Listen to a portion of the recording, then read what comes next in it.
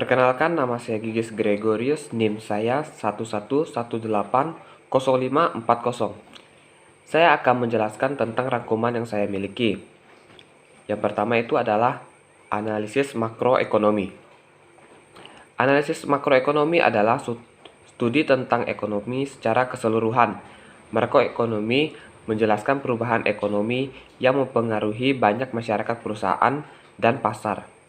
Ekonomi makro dapat digunakan untuk menganalisis cara terbaik untuk memengaruhi target-target kebijaksanaan seperti pertumbuhan ekonomi, stabilitas harga, tenaga kerja, dan pencapaian keseimbangan neraca yang berkesinambungan.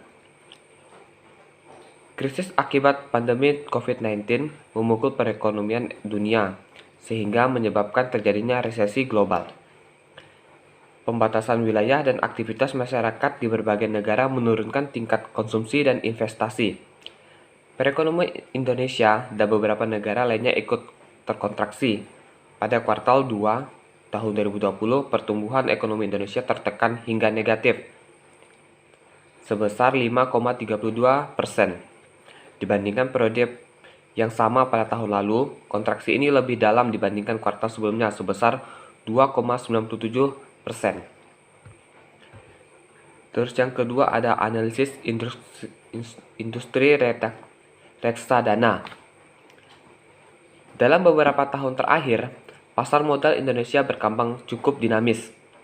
Salah satu hal yang menandai kedinamisan tersebut adalah berkembangnya secara pesat reksadana berbentuk kontrak investasi kolektif atau KIK di pasar modal Indonesia. Reksadana adalah wadah yang digunakan untuk menghimpun dana dari masyarakat untuk selanjutnya diinvestasikan dalam portofolio efek oleh manajer investasi. Manfaat reksadana adalah sejumlah keuntungan. Berikut adalah jenis-jenis reksadana. Reksadana dana pendapatan tetap, yaitu mayoritas dana dari instrumen ini akan dialokasikan ke obligasi milik pemerintah dan swasta. Lalu, sisanya akan dialihkan ke instrumen pasar uang. Jadi, pergerakannya cenderung lebih stabil. Tak hanya itu, pendapatan tetap saat ini juga dibilang investasi yang menjanjikan, apalagi saat suku bunga deposito menurun. Mengapa demikian? Karena hanya dalam waktu setahun Anda bisa mendapat bunga mencapai di atas 10% dengan risiko yang kecil. Dengan alasan itulah, banyak orang yang beralih dari deposito ke reksadana pendapatan tetap. Tidak hanya sampai di situ, dengan jenis investasi ini, Anda bisa menarik uang kapan saja. Jelas sangat berbeda dengan deposito yang baru, bisa ditarik saat sudah jatuh tempo. Terus yang selanjutnya ada reksadana campuran. Reksadana campuran termasuk instrumen investasi yang bisa memberikan high return, sama seperti reksadana saham, namun risikonya menengah, yang berarti lebih rendah ketimbang saham, tetapi lebih tinggi daripada reksadana pendapatan tetap.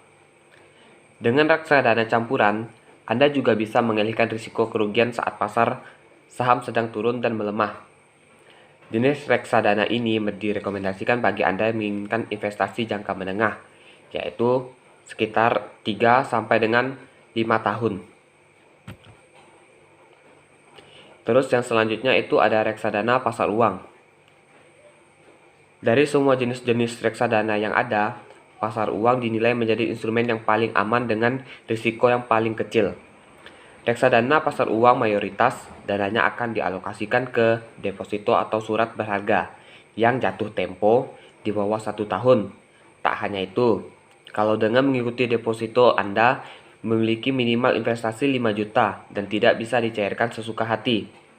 Berbeda dengan pasar uang, bahkan dalam 5 tahun belakangan, reksadana pasar uang yang mencetak return di atas 35%, salah satu faktor penyebabnya adalah adanya kenaikan bunga deposito yang mengikuti SBI di kisaran 6% dan bunga obligasi perusahaan yang berada di 0,7%. Dan yang terakhir itu ada reksadana saham.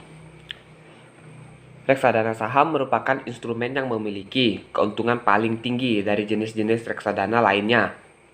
Tapi Jika Anda ingin mulai masuk ke dalam investasi ini, Anda harus tahu kalau risikonya juga paling besar. Dalam reksadana ini, manajer investasi akan mengalokasikan uang Anda ke pasar saham.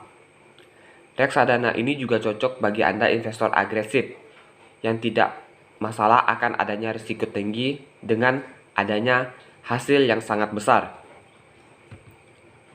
Terus selanjutnya ada 2.3 analisis kinerja perusahaan BRI. BRI adalah suatu analisis yang dilakukan untuk melihat sejauh mana sebuah perusahaan telah menjalankan aturan-aturan secara baik dan benar. Bank Rakyat Indonesia atau BRI merupakan bank kedua dengan aset terbesar nasional, dan untuk pertama kalinya BRI menjadi satu-satunya bank yang menembus laba 2 digit di tahun 2010. Selain itu, BRI berada pada posisi teratas pada industri perbankan nasional dalam peran serta mendukung pertumbuhan ekonomi nasional.